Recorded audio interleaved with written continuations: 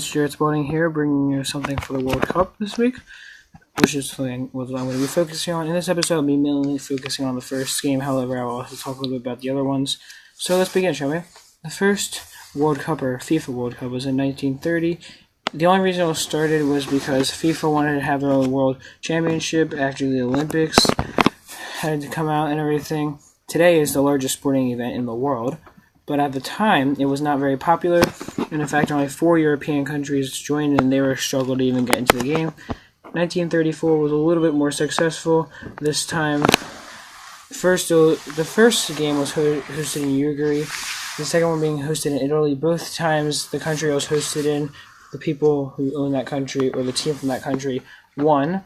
And then the third game, hosted in France, was won by Italy for their second time in a row.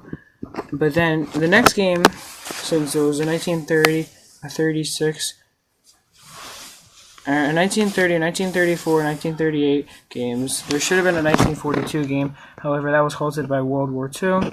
And the next game actually was not until 1946, and things continued from there. The game at first was surprisingly small, as I mentioned earlier. But today, like I said, it's going to the largest sporting event in the world. Fun fact, it has actually gotten over 1 billion views on national television, which is saying something because that's like double what the moon landing saw in views.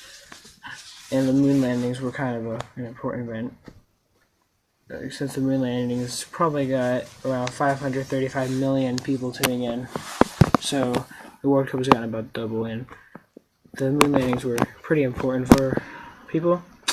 So yeah, peace, love, and much respect.